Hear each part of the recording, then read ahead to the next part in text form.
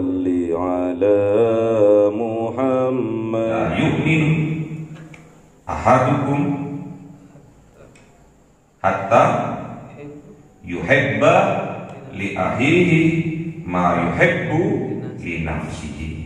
Tidak sempurna iman seseorang sampai dia mencintai saudaranya sama seperti mencintai dirinya sendiri.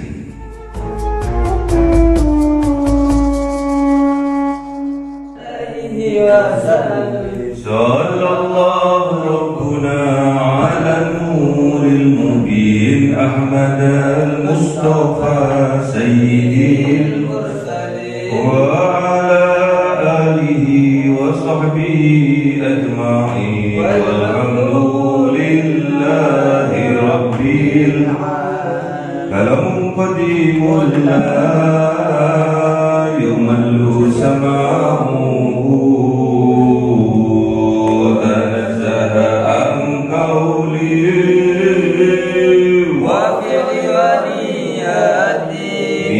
أستغفر من كل داء ونور دليل للقلب عند جهل وحيرتي ويا رب متعني بسر حروفه ونور به سمعي وقلبي ومقلبي وهب لي به فتحا وعلما وحكمة وأنس به يا ربي في القبر والسعة وصل وسلم كل يوم وليلة على من به الرحمن يقبل توبتي وآلي وأصحابي كرام الأئمة يغفر الغفار وذنبي وزلتي. أعوذ بالله من الشيطان الرجيم. بسم الله الرحمن الرحيم. Surah Al-A'raf 73. أعوذ بالله من الشيطان الرجيم. بسم الله الرحمن الرحيم. وإلى ثمود أخاهم صالحا قال يا قوم اعبدوا الله ما لكم من إله غيره قد جاءتكم بينة من ربكم هذه ناقة الله لكم آية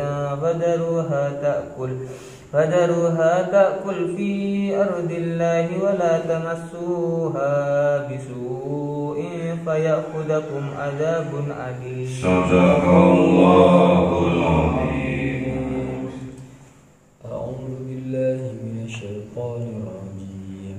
بسم الله الرحمن الرحيم. واذكروا إذ جعلكم خلفاء من بعد عاد وبوأكم في الأرض تتخذون من سهولها قصورا وتنحتون الجبال بيوتا فاذكروا آلاء الله ولا تعثوا في الأرض مفسدين. صدق الله العظيم. بسم الله الرحمن الرحيم. قال الملأ الذين استكبروا من قومه للذين استضعفوا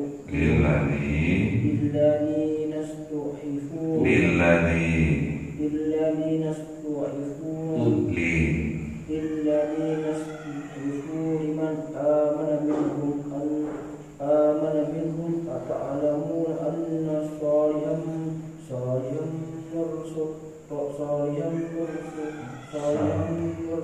من ربه قالوا إنا بما أرسل به مؤمنون. Sadaqallahul azim. قال الذين استكبروا إنا بالذي آمنتم به كافرون. Sadaqallahul azim. Bismillahirrahmanirrahim. Wa ila Samuda, dan diutus kepada kaum Samud, akhahum, dari saudara mereka, Sholihan, yaitu kanjeng Nabi Saleh. Qala, dawuh kanjeng Nabi Saleh, ya qaumi ibudullah, wahai kaumku, beribadahlah kepada Allah, sembahlah Allah. Malakum, tidak ada bagi kalian min ilahin, dari Tuhan-Tuhan, ghairuhu, selain Allah. La ilaha illallah. Qad ja'atkum, sungguh telah datang pada kalian, bayyinatun, bukti nyata, mir rabbikum, dari Tuhan kalian. Apa contohnya? Hadhihi naqatullah, inilah unta betinanya Allah, lakum, bagi kalian, ayatan, sebagai bukti, sebagai ayat tanda-tanda kekuasaan Allah.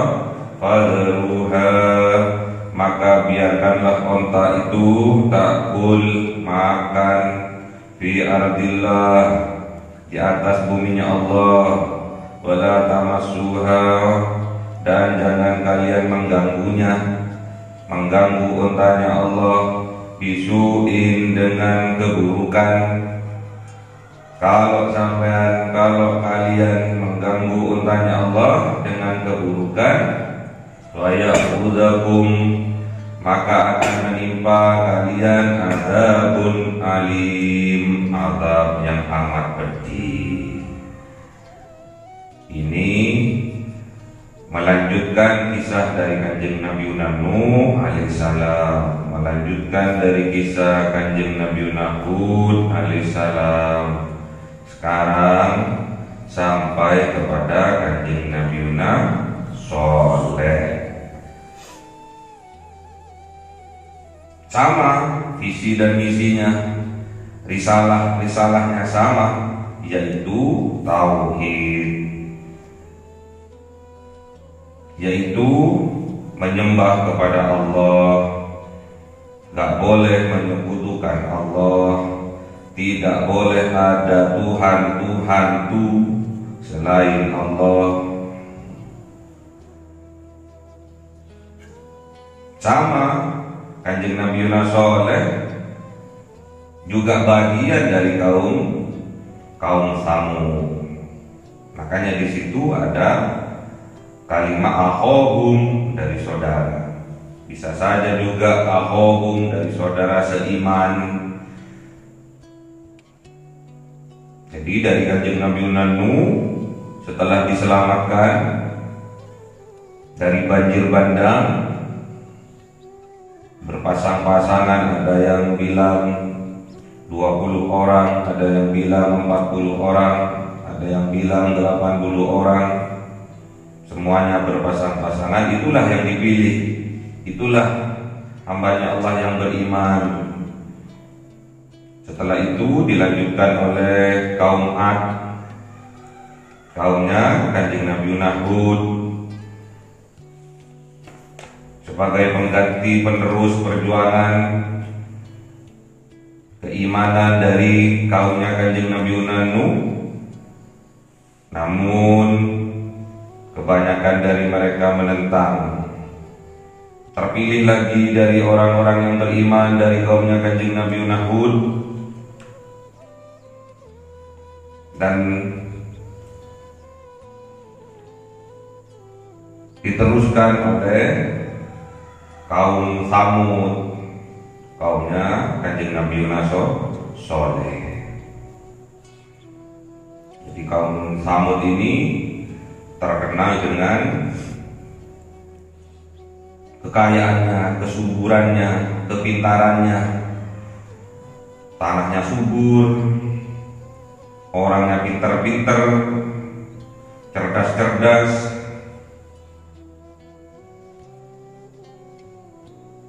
Terus dikirim oleh Allah sebuah mukjizat untuk menyadarkan kesombongan-kesombongan dari kaumnya Kanjeng Nabi Yunus Shalih ini, yaitu kaum Tsamud. Berupa apa? Qad ja'atkum bayyinatun min rabbikum. Sungguh telah datang kepada kalian bukti nyata min rabbikum, di antaranya hadhihi naqatullahi, yaitu berbentuk onta. Jadi ontanya Kanjeng Nabi Yunus Shalih ini itu keluar dari sebuah bongkahan batu yang sangat besar.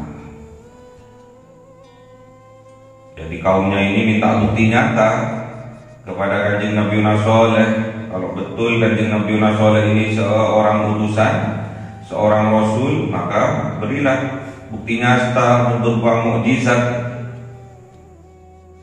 Kemudian Kanjeng Nabi Yunus Shalih ini memukul batu yang besar, terus pecah batunya. Di balik batu itu ada onta betina, dijuluki naqatullah, ontanya Allah. Pokoknya kalau yang dikaitkan dengan Allah berarti sebuah kemuliaan. Baik dikaitkan dengan Allah, baitullah, juga kemuliaan. Rasul dikaitkan dengan Allah, Rasulullah, semua juga kemuliaan. Kita Abdullah juga sebuah kemuliaan. Pokoknya yang dikaitkan dengan Allah mulia. Termasuk mukjizat kepada Kanjeng Nabi Yunus Shalih ini berupa onta betina. Setelah dipukul batunya yang besar itu oleh Kanjeng Nabi Yunus Shalih, pecah jadi dua. Akhirnya di dalam ada sebuah onta. Itulah mukjizat yang diberikan Allah kepada Kanjeng Nabi Yunus Shalih. Ontanya lagi hamil 10 bulan. Kalau manusia hamil 9 bulan.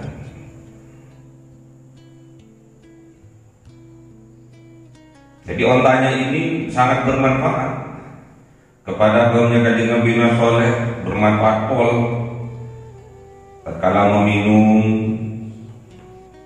Jumlah air yang diminumnya itu sesuai dengan jumlah susu yang dikeluarkan. Onta betina punya susu pas lagi hamil lagi. Jadi bermanfaat sekali susu itu bagi kaumnya Kanjeng Nabi Yunus Shalih, yaitu kaum Tsamud. Makanya cerdas-cerdas. Kalian kalau ingin cerdas, minum susu. Jangan susu sapi, susu ibu. Kalau Ustaz Sofi udah cerdas, sering minum susu. Jadi kalau ingin cerdas, minum susu, ya, dicampur madu, itu akan membuat cerdas. Kalau dulu bukan susu, tapi perasan dari kelapa. Di kelapa itu diparut, terus diperas, diambil santannya, terus dikasih gula. Itu susunya orang dulu. Gak punya uang untuk beli susunya. Atau air yang banyak, minum air yang banyak, biar cepat besar, biar pintar. Terus kalau makan ikannya yang dikit, yang irit ikannya, nasinya yang banyak. Makanya keterbiasaan sampai sekarang kalau nggak makan nasi nggak makannya. Makan bakso kalau nggak ada nasinya belum makan, itu nyemil namanya. Itulah mukjizat yang diberikan Allah kepada Kanjeng Nabi Yunus Shalih alaihi salam, berupa onta betina yang keluar dari bongkahan batu yang dipukul oleh Kanjeng Nabi Yunus Shalih.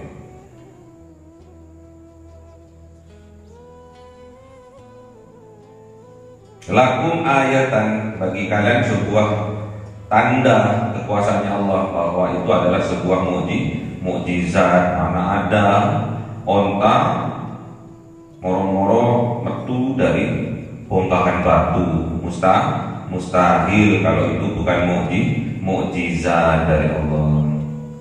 Dipesan oleh Kanjeng Nabi Yunus Saleh,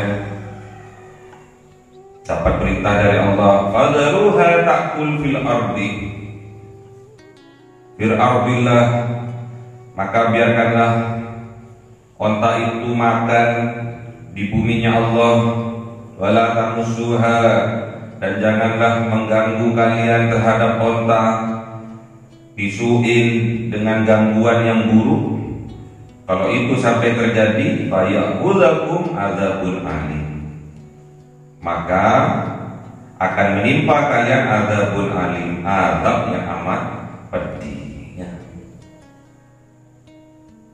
Wadzkuru, dan berzikirlah kalian dan ingatlah kalian, idza ja'alakum, ketika menjadikan kalian siapa Allah khulafa'a, khalifah-khalifah, pengganti-pengganti, min ba'di adin, dari setelah kaum Ad, kaumnya Kanjeng Nabi Hud alaihissalam, wa bawwa'akum, dan menempatkan kalian fil ardi, di atas bumi, tattahidu, menjadikan kalian min suhuliha, dari bumi yang datar, dari dataran bumi, usuran apa? Istana-istana pinter.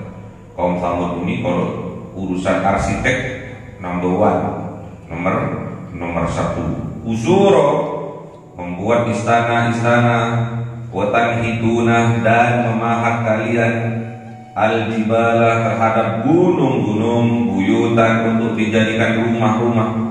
Arsiteknya nomor 1. Ini terjadi di Lembah Hijir.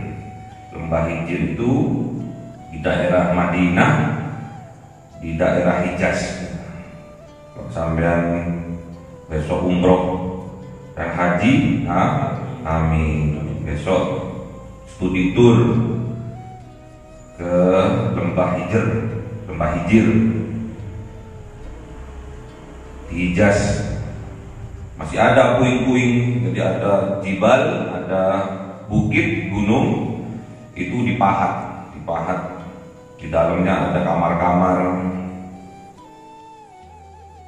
Ada juga di Petra, tapi bukan kaumnya Nabi Soleh.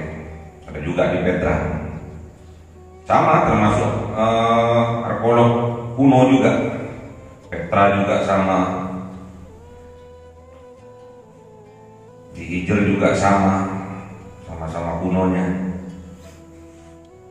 Jadi ada tanda-tanda masih bahwa kaum Samud ini betul-betul cerdas, diberi kelebihan oleh Allah, diberi fadlan min Allah, kelebihan dari Allah berupa arsitek, ahli dalam membangun. Jadi bangunannya itu dari tanah itu bisa tinggi, walaupun tanpa ada besi di situ. Terus juga gunung-gunung dipahat seperti istana, tinggi juga, di dalam-dalam juga bertingkat-tingkat. Coba kalian nanti searching di Google peninggalan kaum Samud. Keahliannya dalam arsitek, dalam membangun. Kaya-kaya, udah tanahnya subur, kaya-kaya.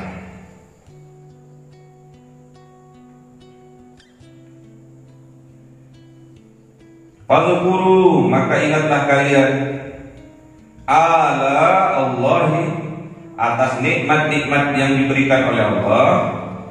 Wala ta'tau, dan jangan kalian melampaui batas fil ardi, selama kalian hidup di atas bumi. Berupa apa? Mufsidin, dengan membuat kerusakan, seorang perusak. Qala al-mala'ul ladzina istakbaru, berkata malak, pembesar-pembesar, pejabat-pejabat, orang kaya, orang yang terpandang, yang mempunyai pengaruh, alladzina, yaitu orang-orang yang astakbaru, yang menyombongkan diri mereka, min qaumihi, dari kaumnya kanjeng Nabi Shalih, lilladzina, kepada orang-orang yang ustud'ifu, yang lemah mereka, yang dhaif mereka, yang miskin mereka, liman amana, dan juga kepada orang-orang yang beriman, minhum, dari mereka. Apa yang mereka katakan? Ata'lamuna anna sholihan mursalun, apakah tahu kalian anna, sesungguhnya sholihan, kanjeng Nabi Shalih, mursalun mir rabbihi, adalah seorang utusan yang diutus dari Tuhan kalian. Qalu, berkata orang yang beriman, orang yang lemah tadi, namun mereka punya iman, inna, sesungguhnya kami, bima, dengan apa barang, ursilah, yang diberikan, yang disalurkan, bihi, dengannya, kanjeng Nabi Shalih, mu'minun, kami beriman. Jadi sekarang hati-hati dalam penggelinciran iman, hati-hati. Sekarang iman bisa dibeli. Kalau dulu dengan satu kardus hari ini, sekarang bisa dibeli dengan kerjasama merawat sapi. Nanti kalau sudah sapinya beranak, ditanyakan sama orang yang kafir itu, yang ingin mengajak murtad itu, ditanyakan, ini sudah sapinya udah beranak pinak nih, kalau kamu mau pindah agama nih, sapi ini milikmu, semuanya, tiga-tiganya ini milikmu. Tapi kalau nggak mau berpindah agama, ya yang satu ini punyaku, yang satu punyamu. Terus tuh rawat, terus akan diiming-imingi dengan kekayaan. Karena dhaif waktu itu, pada zamannya kanjeng Nabi Shalih, orang yang beriman itu dhaif, miskin. Kalau sekarang kismin,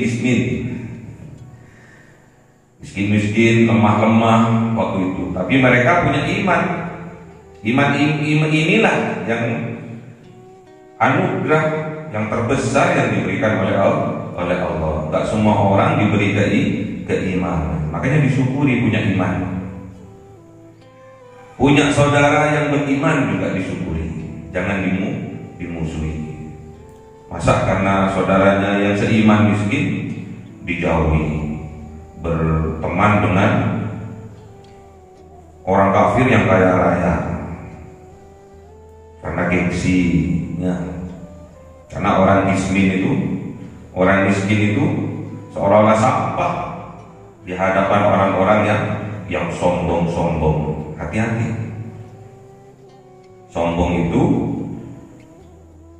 Sombong itu menutup kebenaran, menghinakan orang lain. Gimana dalilnya? Al-kibru watarul haq wa ghamtun nas. Orang sombong itu menolak kebenaran dan menghinakan orang lain. Makanya hati-hati. Karena lifestyle sekarang borjuis, ada perkumpulan orang yang borjuis, akhirnya orang yang kismin, walaupun mereka imannya luar biasa, tidak dijadikan kelompoknya, tidak dijadikan komunitasnya. Makanya kalian itu harus kaya raya dan juga kaya yang sebenarnya, yaitu kaya hatinya. Lawan itu kemungkaran, Lawan itu kesombongan. Niatkan semua karena Allah. Ya. Jangan tinggalkan saudaranya yang beriman. Karena saudaranya yang beriman miskin, dhaif, tidak punya jabatan, tidak kaya, akhirnya tidak dijadikan boloi, tidak dijadikan saudaranya.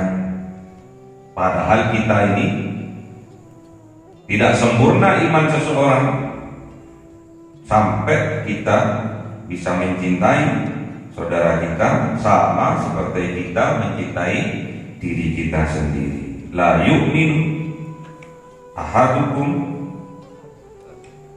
hatta yuhibba li akhihi ma yuhibbu li nafsihi. Tidak sempurna iman seseorang sampai dia mencintai saudaranya sama seperti mencintai dirinya sendiri. Ya. Jadi jangan sampai kita terpetak-petak ya, gara-gara status sosial. Kita orang miskin, sono orang borju, terus kita terpetak-petak. Kalau selama itu beriman, itulah saudara kita. Innamal mu'minuna ikhwatun. Kita sesama orang yang beriman adalah bersaudara, ya. Saudara dalam seiman. Jangan sampai terpetak-petakkan. Jangan sampai kita dengan sesama muslim karena beda status kita terpetak-petakkan. Yang sono pinter, yang sini bodoh. Yang sono kaya, yang sini miskin. Terpetak-petakkan.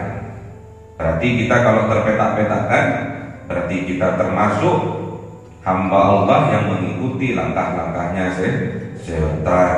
Ya. Katanya kita mengaku Tuhan kita Allah, namun yang kita pertuhankan dalam kehidupan kita sehari-hari adalah setan. Ya.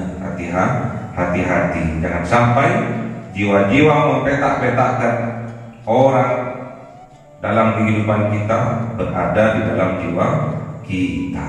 Ya. Qala alladzina istakbaru,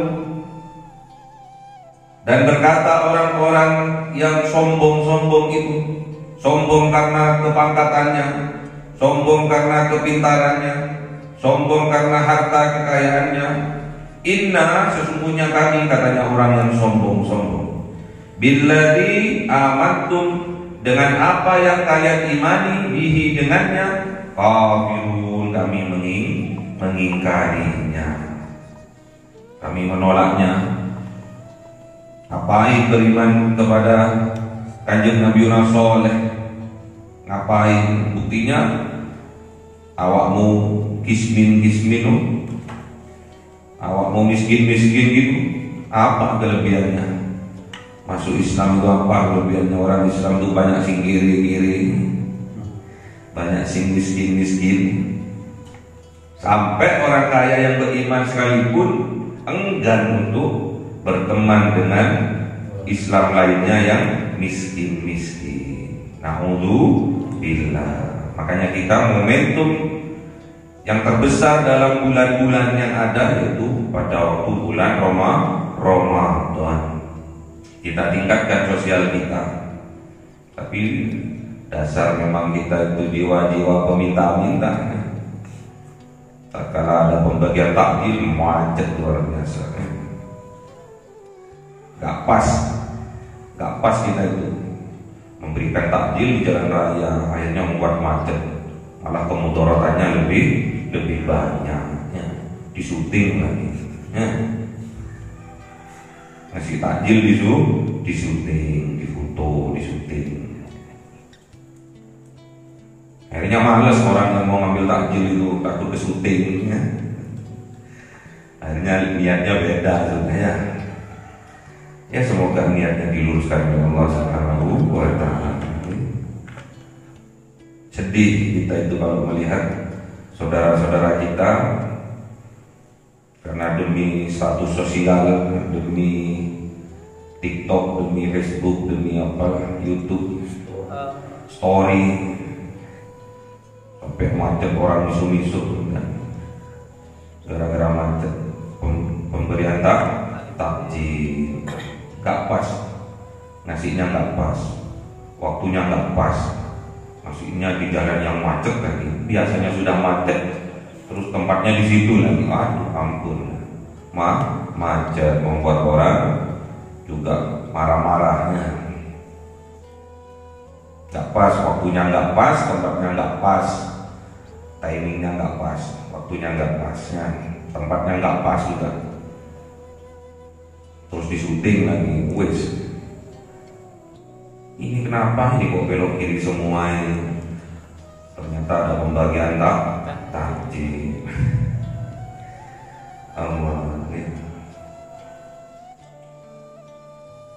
Pembagian takjil itu kepada orang yang tidak punya untuk berbuka puasa, itu yang lebih utama. Kepada musafir. Musafir itu biasanya berhentinya di mana? Ya di masjid. Ya, siapkan di masjid-masjid itu tempat yang tepat. Kalau di masjid-masjid itu nggak akan membuat macet. Udah siap-siap untuk sholat. Ya. Parkiran luas di masjid-masjid. Makanya hati-hati ya. Jangan sampai ada jiwa-jiwa kesombongan karena disebabkan kekayaan kita, disebabkan pangkat dan jabatan kita, disebabkan karena kecerdasan dan kepintaran kita, menyebabkan kita menolak kebenaran dan merendahkan orang lain. Ya, hati-hati jangan sampai jiwa-jiwa sombong berada dalam jiwa kita, karena satu titik kesombongan kita tidak layak atas surganya Allah. Gimana dalilnya? La yadkhulul jannah man kana fi qalbihi mithqala dzarratin min kibri. Ya. Tidak layak masuk surganya Allah apabila seorang hamba terdapat setitik rasa sombong di dalam hatinya. Gak layak bahagia orang yang sombong itu. Gak layak selamat, gak layak sejahtera hidupnya kalau orang sombong. Karena surga itu lambang kebahagiaan. Jadi kalau orang sombong tidak bisa masuk ke dalam surga, berarti dia tidak layak berbahagia. Gak ada ceritanya orang sombong itu bahagia. Pinginnya dimuliakan sama orang, ternyata nggak dimuliakan, nelongso, loro hati. Pinginnya disanjung-sanjung sama orang, ternyata nggak disanjung-sanjung, dijarno, nggak direken, loro hati. Orang sombong itu pokoknya tiap hari isinya loro hati. Lihat orang lain lebih sugih, loro hati. Padahal semua itu milik Allah. Jangan dibandingkan kalau itu milik Allah. Apalagi pemberian orang untuk wakaf, pembangunan masjid, pembangunan pondok, pembangunan madrasah, itu milik Allah, bukan milik pribadi. Kalau sombong, kalau melihat orang lain lebih daripada dirinya, loro hati, nggak akan pernah bahagia. Makanya kalau sampean cinta pada saudaranya yang beriman, katakan ana uhibbuka fillah. Katakan seperti itu. Aku nasihati kamu dulu karena aku cinta loh sama kamu. Sampaikan. Idza ahabba ahadakum akhahu, idza ahabba ahadakum akhahu, jika di antara kalian salah satu dari kalian mencintai saudaranya, annahu falyulimhu, maka beritahu saudaranya itu, sesungguhnya aku mencintai engkau. Hidup berdasarkan cinta karena Allah itu akan mendatangkan keberkahan. Cinta karena Allah akan mendatangkan kebahagiaan. Hidup penuh cinta akan mengantarkan kita kepada surga. Amin. Makanya kita cinta karena Allah.